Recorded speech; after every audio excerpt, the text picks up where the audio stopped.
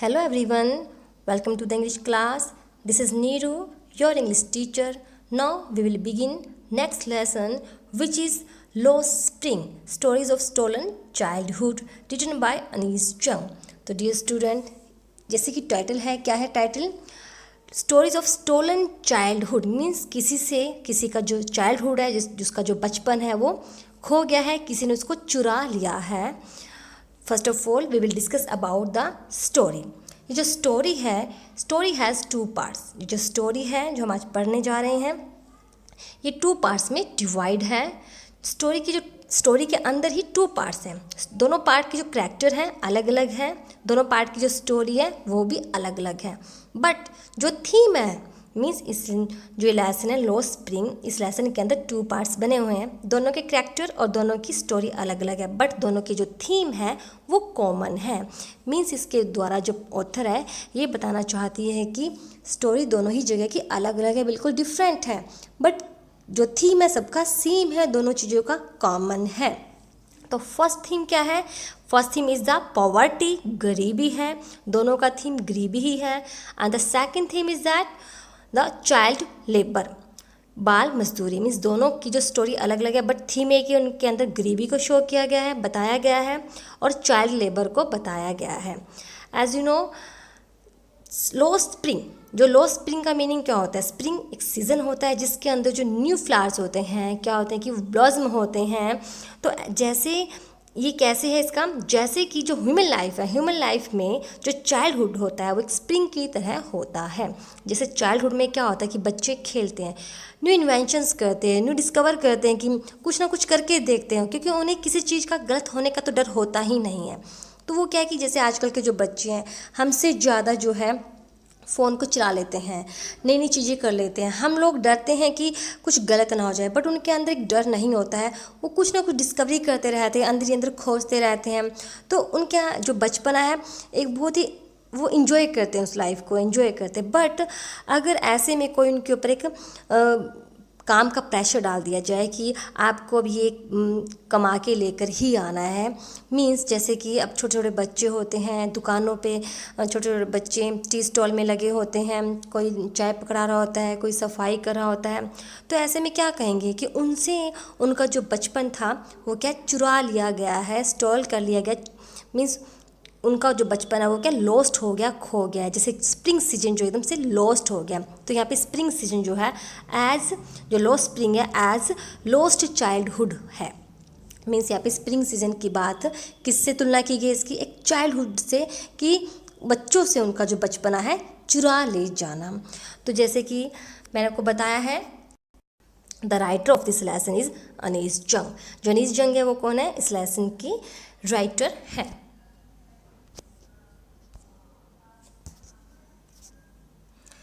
देखिए, Anees Jung is one of the famous writer of India. She was born in Rourkela but she spent her childhood in Hyderabad. Anees Jung जो है भारत की प्रसिद्ध लेखकों में से एक हैं. उनका जन्म राउरकेला में हुआ था, लेकिन उन्होंने अपना बचपन जो था हैदराबाद में बिताया था. She got her education in Hyderabad and in USA. Anees Jung began her literary career as writer and columnist for major newspaper of India. This lesson has been taken from her book Lost Spring, Stories of Stolen Childhood. This lesson presents a depressing picture of modern India. उन्होंने अपनी education कहाँ से प्राप्त की थी? हैदराबाद और संयुक्त राज्य अमेरिका से उन्होंने अपनी एजुकेशन प्राप्त की थी. जो अनीस जंग है ने अपना जो साहित्य सफ़र था, लिटरेरी करियर जो था, कहाँ से स्टार्ट किया था? भारत के एक प्रसिद्ध समाचार पत्रों के लिए एक लेखक और एक स्तंभकार के रूप में उन्होंने शुरू किया था अपना career. This lesson has been taken. ये लेसन कहाँ से लिया गया है? यह पाठ उनकी पुस्तक lost spring stories of stolen childhood में से लिया गया है. ये जो लेसन है क्या प्रेजेंट कर रहा है? ये मॉडर्न इंडिया की, आधुनिक भारत की एक डिप्रेसिंग मीन्स एक विषाद भरी पिक्चर को प्रदर्शन करता है. She gives a realistic description of grinding poverty and pathetic condition of poor and innocent children like Saheb of Seemapuri and Mukesh of Firozabad. जैसे कि मैंने आपको पहले बताया था, जो लेसन है इसमें ऑथर ने, राइटर ने टू स्टोरी बताई है. तो एक स्टोरी जो है साहिब के इर्द गिर्द घूमती है, वो स्टोरी का मेन कैरेक्टर है। और दूसरी स्टोरी जो है मुकेश के इर्द गिर्द घूमती है, वो सेकंड स्टोरी का क्या मेन कैरेक्टर है। तो वे कष्टकारी गरीबी, ग्राइंडिंग पॉवर्टी, कष्टकारी गरीबी और सीमा पुरी के साहिब और फिरोजाबाद के मुकेश जैसे बच्चों की करुणाजनक स्थिति का वास्तविक चित्रण करती है। इनकी जो स्टोरी है, इनके थ्रू राइटर ने बताना चाहा है कि कितनी गरीबी होती है, भारत में इतनी गरीबी है, और जो बच्चे, जो छोटे बच्चे हैं, उनके ऊपर कैसे एक काम का वजन जो है लाद दिया जाता है। उन्हें कहा जाता है कि आपको ये काम, मीन्स उनकी लाइफ में पढ़ाई कुछ भी नहीं होती है, उन्हें पढ़ाई से कोई मतलब नहीं होता है, उन्हें किसी तरह की कोई फैसिलिटी नहीं मिलती है। सिर्फ वो अपना क्या होता है कि जो उनका काम है, कई बच्चे जो होते हैं जैसे रग पिकिंग का काम करते हैं। हमने कई बार देखा है, छोटे छोटे बच्चे हमारे घरों के बाहर देखते हैं, एक बड़ा सा बैग लेके नंगे पाँव, बेयर फुट, और वो क्या है क्या कहते हैं, गार्बेज में से स्क्राउचिंग मीन्स होता है कूड़े को ढूंढते हैं, शायद उसमें से कुछ मिल जाए, कुछ काम की चीज़ें मिल जाए। तो ऐसे ही यहाँ पे एक साहिब की स्टोरी है। Sahib is a rag picker in Seemapuri in near Delhi. जो साहिब है सीमापुरी में, दिल्ली के नज़दीक क्या रैग पिकर है, मीन्स कूड़ा कबाड़ इकट्ठा करने वाला है। Mukesh works as a labourer in a bangle making factory of Firozabad in Uttar Pradesh. Mukesh जो है उत्तर प्रदेश के फिरोजाबाद में चूड़ियों का निर्माण करने वाली एक फैक्ट्री में श्रमिक है, उसमें काम करता है। Like many others in India, Bharat में अन्य बहुत से लोगों की तरह the childhood of Sahib and Mukesh is full of abject poverty and misery. तो भारत में अन्य बहुत से लोगों की तरह साहिब और मुकेश का बचपन भी दयनीय गरीबी और कष्टों से भरा हुआ है। तो राइटर बताना चाह रही है कि जैसे साहिब और मुकेश है, ऐसे पता नहीं कितने साहिब और मुकेश है जो इस लाइफ को जी रहे हैं। एक्चुअली उन्होंने इसे अपनी किस्मत समझ के अपना लिया है कि हमारी लाइफ में इससे ज़्यादा कुछ हो ही नहीं सकता। इसमें राइटर ने दो अलग अलग कैरेक्टर बताए हैं, एक साहिब एक मुकेश। जो साहिब है वो क्या रैग पिकर का काम करता है, बट बाद में मैं आपको बताऊंगी स्टोरी के बाद में क्या होता है कि वो जो रैग पिकर का काम करता है, और जो ऑथर है, राइटर है, वो हमारी उससे बातें करती है, उससे पूछती है कि आप जो है तुम लोग स्कूल जाना नहीं चाहते हो। तो वहाँ पे साहिब कहता है कि मुझे स्कूल जाना अच्छा लगता है, बट हमारी यहाँ स्कूल नहीं है। तो ऑथर जो है उसे एज जॉकिंगली ऐसे पूछ लेती है मजाक में, अगर मैं एक स्कूल बनाऊँगी तो क्या तुम उसमें आओगे? तो साहिब जो है खुश होकर कहता है कि मैं ज़रूर आऊँगा। तो कुछ टाइम के बाद फिर जो राइटर है उससे मिलने जाती है, तो पूछता है, तो वो साहिब जो है उसे देख लेता है राइटर को, और पूछता है कि क्या आपका स्कूल बन के तैयार हो गया है। इस पे जो अनीस जंग है, जो राइटर है, वो मतलब कि अपने आप को शर्मिंदगी फील करती है, गिल्टी फील करती है, क्योंकि उसे लगता है कि मैंने तो ऐसे ही बोल दिया था। बट वो महसूस करती है कि जैसे मैंने इसे वायदा किया था, प्रॉमिस किया था कि मैं एक स्कूल ज़रूर बनाऊँगी और तुम उसमें आओगे, तो ऐसे पता नहीं कितने वायदे जो हैं हमारी सरकार जो है वो इन गरीब बच्चों से किए जाते हैं। जब वोटिंग टाइम आता है तो गरीबों से बहुत तरह के वायदे किए जाते हैं, और वो एक आस भी लगा लेते हैं कि कभी ना कभी ये जो वायदे हैं, जो प्रॉमिसेस हैं, पूरे होंगे। तो वैसा गिल्टी फील करती है। तो कुछ टाइम के बाद जो है वो पूछती है कि तुम लोग नंगे पाँव क्यों हो, चप्पल नहीं है? तो वो बताते हैं कि जो नंगे, अगर हमारे पास चप्पल होती भी है तो भी हम बेयरफुट रहते हैं, क्योंकि हमने इसे क्या अपनी एक परंपरा सी मान ली है कि नंगे पाँव हमें रहना है। एक तरह से हमारी परंपरा बन गई है बेयरफुट रहना। तो लेकिन कुछ टाइम बाद फिर जो ऑथर है उसे मिलती है और देखती है कि अब जो पहले जो साहिब था उसके फेस पे एक बेफिक्र सा उसका फेस रहता था, जिस भी टाइम होता था अपने उस बैग को उठाता था और कूड़े को ढूंढने चल पड़ता था। बट उसने देखा कि अब है जो साहिब के कंधे पे प्लास्टिक का बैग ना होते हुए एक अलग टिफ़िन है, और वो देख रही है कि वो उसे दूर से इशारे करके बता रहा है कि अब मैं टी स्टॉल में लग गया हूँ काम करने, और यहाँ पे मेरी 800 जो सैलरी है, मुझे यहाँ पे खाना भी मिलता है। बट जो साहिब है उसने अब क्या है कुछ और सोचना, लाइफ में कुछ और बनने के बारे में उसने सोचना बंद कर दिया, उसने गिव अप कर दिया है। हालांकि वो अपनी इस नई नौकरी से खुश नहीं है, इस नए काम से, बट मजबूरी में उसने इस काम को अपना लिया है, लेकिन वो कुछ और भी करने का इच्छुक नहीं है, उसने गिव अप कर दिया है। जो सेकंड स्टोरी है वो हमारी मुकेश की है। जो मुकेश है वो क्या है कि वो बैंगल मेकिंग का काम करता है मुकेश। और जो मुकेश है उसका परिवार क्या चूड़ी के कारखाने में काम करता है। वह फिरोजाबाद की एक धूल भरी गली में रहता है। ये जो कस्बा है अपनी चूड़ियों के लिए प्रसिद्ध है। ये कहाँ है? ये फिरोजाबाद की धूल भरी गली में रहता है। यह भारत के कांच उद्योग का केंद्र है। कस्बे के अन्य जो गरीब है परिवार की भांति मुकेश का परिवार भी कई पीढ़ियों से चूड़ियाँ बनाने का काम कर रहा है। मीन्स उसके परिवार ने भी सोच लिया है कि हमें यही व्यवसाय चुनना है और यहीं पे हमें रहना है, यही हमें मरना है, और आगे जो हमारे बच्चे होंगे वो भी इसी व्यवसाय को अपनाएंगे। लेकिन जो मुकेश है उसकी आंखों में सपने हैं। मीन्स वह चाहता है कि मैं इससे उभर कर कुछ और करूं। वह एक मोटर मैकेनिक बनना चाहता है। वह कहता है कि वह कार चलाना सीखना चाहता है। मीन्स जो मुकेश है इसने गिव अप नहीं किया है। अगर पॉइंट ये बताना चाहती है कि अगर मुकेश जो है अपने सपने को अपना एक पैशन बना ले तो वो आगे कुछ कर सकता है। इस प्रकार से जो स्टोरी है ये 2 पार्ट्स में है। इसका फर्स्ट पार्ट जो है sometimes I find the rupees in the garbage, और सेकेंड स्टोरी है I want to drive a car. तो चलिए हम स्टार्ट करते हैं। Saheb is a rag picker. Anish Jung sees him daily scrounging the garbage dumps. He came from Dhaka, which is in Bangladesh. He has no memory of his home. His family came away from Bangladesh because storms destroyed their homes and field. Anish Jung asked him his full name. His full name is Sahib Alam, which means Lord of the Universe. This name is ironical, as he is not the lord of even his own life. He leads a life of utter poverty and misery.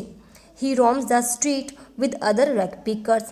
Like them, he is also barefoot. They live in a state of perpetual poverty and can't afford shoes or chappals. The poet Anees Jung कहती है कि जो साहेब है वो क्या है, कबाड़ चुनने वाला है। अनीस जंग उसे हर रोज़ कूड़े के ढेर के पास खोजबीन करते हुए देखती है।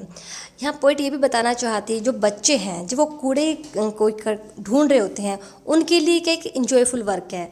मीन्स उनको ये लगता है कि आज 10 का नोट मिला है तो शायद हमें कुछ और मिल जाए।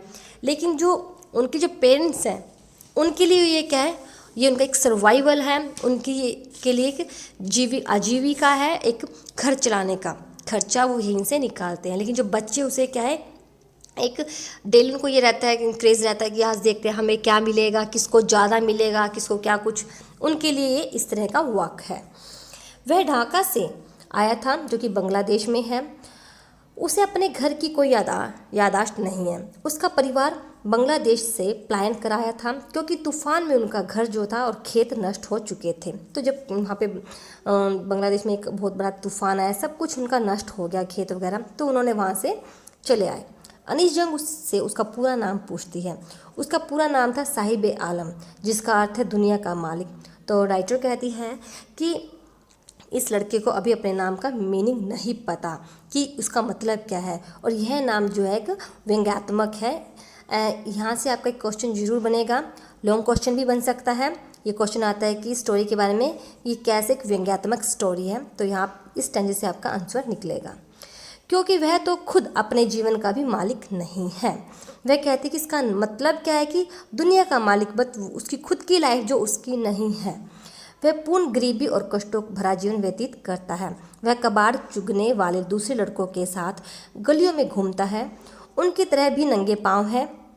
वे कभी समाप्त न होने वाली गरीबी की स्थिति में रहते हैं। उन्हें पता है कि उनकी जो ये गरीबी है कभी भी ख़त्म नहीं होएगी, इसलिए वो अपने आंखों में सपनों को देखते ही नहीं हैं। जैसा चल रहा है वो वैसे चलते रहते हैं। जूते या चप्पलें भी नहीं जुटा सकते, मीन्स वो जैसे हैं वैसे चलते रहते हैं। Like many other families of rag pickers, Sahib's family lives in Simapuri. This is a dirty colony on the periphery of Delhi. About 10,000 rag pickers live there in miserable condition. The colony shows no sign of development. The houses are made of mud and have roof of tin and tarpaulin. होता है तिरपाल, tarpaulin. The colony is devoid of sewage, drainage or running water. They have lived for more than 30 years. They have no identity or permits, but they have ration cards and enable them to buy grain or to cast votes. For them, food is more important than identity. Wherever they find food, they pitch their tents and became a transit camp. कबाड़ इकट्ठा करने वालों के अन्य बहुत से परिवारों की तरह मीन्स और भी ऐसे परिवार जैसे कबाड़ इकट्ठा करते हैं। साहिब का परिवार भी सीमापुरी में रहता है। यह दिल्ली की परिधि पर मीन्स बॉर्डर पर बसी एक गंदी बस्ती है। हम जब दिल्ली दिखाया जाता तो दिल्ली को इतना अच्छा दिखाया जाता, लेकिन कभी भी उसके जो बहुत ही बैड इलाके हैं, बुरे बस्तियाँ वहाँ पे कभी नहीं दिखाया जाता। तो वहाँ पे सब जो छोटे गरीब लोग ही वहीं पर रहते हैं। लगभग 10,000 कबाड़ इकट्ठा करने वाले वहाँ दयनीय स्थिति में रहते हैं। कॉलोनी में विकास का कोई संकेत नहीं, मीन्स जहाँ वो रहते हैं उनको नहीं लगता कि कभी यहाँ पे कुछ विकास भी होगा उनका, मतलब कोई उनको संकेत नहीं लगते हैं। मकान मिट्टी से बने हुए हैं, उनकी छतें टीन और तिरपाल से बनी हुई है, मीन्स छतें भी उनकी जो है तिरपाल से टीन से। जो बारिश आती है तो वहाँ पे साथ में पानी टप टप टप टप करता है। कॉलोनी जो है मल निकासी और जलापूर्ति रहती है, मीन्स वहाँ से उनका जो गंदगी है बाहर निकलने के लिए कोई ड्रेनेज नहीं बनी हुई है। वे 30 सालों से अधिक से यहाँ रह रहे हैं, मीन्स 30 साल से यहाँ रह रहे हैं। उनका कोई पहचान पत्र या अनुमति पत्र नहीं है, मीन्स 3 साल से रहते हुए भी उनको कोई आइडेंटिटी नहीं मिली। क्यों नहीं मिली? लेकिन उनके पास राशन कार्ड है, मीन्स उनको लगता है कि राशन कार्ड के जरिए हमें कुछ तो खाने को मिलेगा। आइडेंटिटी अगर हमें नहीं मिल रही है, पहचान हमें नहीं मिल रही है तो कोई बात नहीं, क्योंकि सबसे पहले तो खाना ज़रूरी है, जीना ही ज़रूरी है। पहचान का लेके हमें क्या करना, वो ऐसा सोचते हैं। जिससे भी अनाज प्राप्त कर सकते हैं राशन कार्ड के थ्रू, और वो वोट डाल सकते हैं। तो यहाँ पर भी क्या है, ये बताना चाहते हैं कि जो बड़े बड़े नेता हैं उन्होंने अपने फ़ायदे के लिए उनके राशन कार्ड बनवा दिए हैं ताकि उनको वोटिंग डालने का हक मिल सके, वो उनसे वोट ले सकते हैं। और वोटिंग टाइम में उनके साथ बड़ी उनके साथ वायदे किए जाते हैं। बट 30 साल हो गए, अब तक उनको उनका पहचान पत्र नहीं मिला। उनकी जो बस्तियाँ हैं वहाँ पे किसी भी तरह की कोई इम्प्रूवमेंट नहीं है, ना ही कोई आस है। उनके लिए पहचान पत्र की अपेक्षा राशन जो है अधिक ज़रूरी है। जहाँ कहीं भी उन्हें भोजन मिल जाता है वे अपने टेंट जो है गाड़ लेते हैं और एक अस्थायी जो कैंप है बना लेते हैं।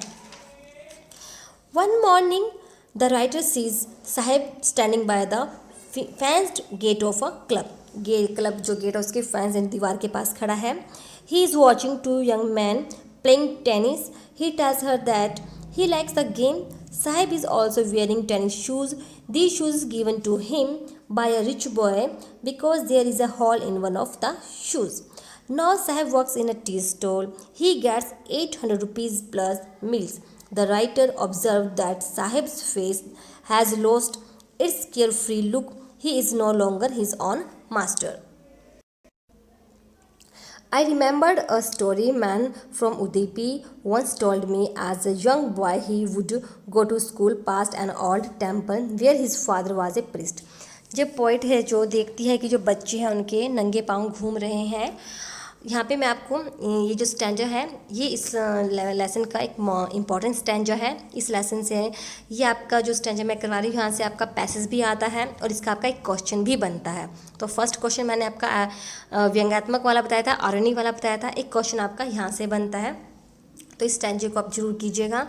जो वो देखती हैं कि जो साहिब है इनके पास जो है चप्पल नहीं होती है, नंगे पाँव घूमते हैं। तो यहाँ पे राइटर को जो है उदुपी में का एक घटना याद आ जाती है, तो यहाँ मैं वही बताना चाह रही हूँ।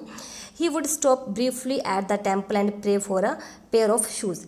30 years later, I visited his town and the temple, which was now drowned in an air of desolation. In the backyard where lived the new priest, there were red and white plastic chairs. A young boy dressed in a grey uniform, wearing socks and shoes, arrived panting and threw his school bag on a folding bed. Looking at the boy, I remembered the prayer another boy had made to the goddess when he had finally got a pair of shoes. Let me never lose them. The goddess had granted his prayer. Young boys like the son of the priest now wore shoes, but my others like the rag pickers in my neighborhood remain shoeless. तो यहाँ पे poet कहती है कि मुझे एक कहानी याद आती है जो कि मुझे उडुपी के एक व्यक्ति ने सुनाई थी। जब वह छोटा लड़का था तब एक मंदिर के पास गुजरते हुए एक स्कूल जाता था जहाँ उसका पिताजी एक पुजारी थे। वह मंदिर में एक जोड़ी जूते के लिए प्रार्थना करने के लिए थोड़ी देर रुकता था और 30 वर्ष के बाद मैं उस कस्बे में और उस मंदिर में गई जो अब वीरान था। पीछे के आंगन में जहाँ नया पुजारी रहता था, मीन्स पहले अलग था, दूसरा पुजारी वहाँ पीछे रहता है, लाल और सफ़ेद प्लास्टिक की कुर्सियाँ थीं। एक छोटा लड़का भूरे रंग के ड्रेस पहने हुए और जूते व जुराब पहने हुए हाफता हुआ आया और अपना बैग फोल्डिंग पर फेंक दिया।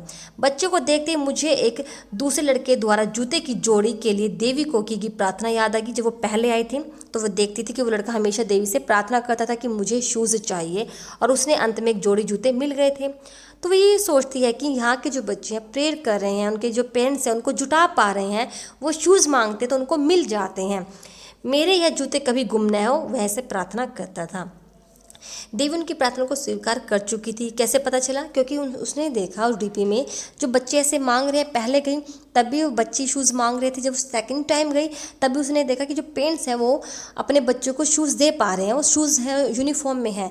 लेकिन वो सोचती है कि लेकिन जो मेरे जो पड़ोस के कचरा बीनने वाले लड़के हैं, काश इनको भी ऐसे जूते मिल जाते, बट इन्हें तो कोई जूते नहीं मिले हैं, ये तो अभी भी क्या है बिना जूतों के है। यहाँ पे राइटर ये कहना चाहती है कि काश जो है गॉड इनकी भी सुन ले और इन्हें भी क्या है शूज़ मिल जाए। तो one morning the writer see Sahib standing, जो एक मॉर्निंग जो था राइटर ने क्या देखा, एक सुबह लेखिका साहिब को एक क्लब में गेट के पास खड़े देखती है। वह दो युवकों को टेनिस खेलते हुए देख रहा है। वह उसे बताता है कि वह उस खेल को पसंद करता है। साहिब ने भी टेनिस के जूते पहन रखे थे। मीन्स उसके बाद जो अब साहिब को राइटर ने क्या देखा, एक दिन वो एक टेनिस के अंदर कुछ बच्चे क्लब में टेनिस खेल रहे थे और वहाँ पे साहिब जो था खड़ा हुआ था दीवार के पास और चुपके चुपके उन्हें देख रहा था। तो साहिब को खेल पसंद आ रहा था, देख रहा था, बट साहिब जो है कभी भी उस गेम को नहीं खेल सकता, वो उनसे परे की बात थी। साहिब ने टेनिस के जूते पहन रखे थे। कहाँ से पहने? उसको एक अमीर लड़के के द्वारा दिए गए थे, क्योंकि एक जूते में सुराख हो गया था। किस साहिब के तो के पास इतना उनके पास पैसा नहीं कि वो टेनिस के शूज़ खरीदे, बट उसमें एक होल था तो एक रिच लड़के ने उसको दे दिए थे। अब साहिब एक चाय की दुकान पर काम करता है। मीन्स कुछ समय के बाद जब पोइट गई तो उसने देखा साहिब एक दुकान पर काम करता है। उसे भोजन के साथ 800 रुपये मिलते हैं। लेखिका देखती है कि साहिब के चेहरे के चिंता मुक्त भाव खो गए हैं। अब वह अपनी मर्जी का मालिक नहीं रहा है। मिस वो ऐसा कहती है कि अब जो है अपनी मालिक नहीं रहा, उसको जिस टाइम पे बुलाएंगे उस टाइम पे उसको जाना होगा। तो डियर स्टूडेंट, यहाँ मैं आपको हाफ लेसन पढ़ा रही हूँ। मीन्स एक पार्ट पढ़ाया है मैंने आपको साहिब के बारे में। इसके जो मेन पॉइंट है जहाँ से इसके क्वेश्चन निकलते हैं और पैसेज जो आपके एग्ज़ाम में आता है वो मैंने आपको बताए हैं। और नेक्स्ट जो है मैं आपको इसके जो सेकंड पार्ट है वो मैं आपको सेकंड पार्ट में बताऊँगी। मीन्स स्टोरी का सेकंड पार्ट मैं आपको सेकंड वीडियो में बताऊँगी। तो ओके, तब तक के लिए keep practising and keep learning. Okay, bye.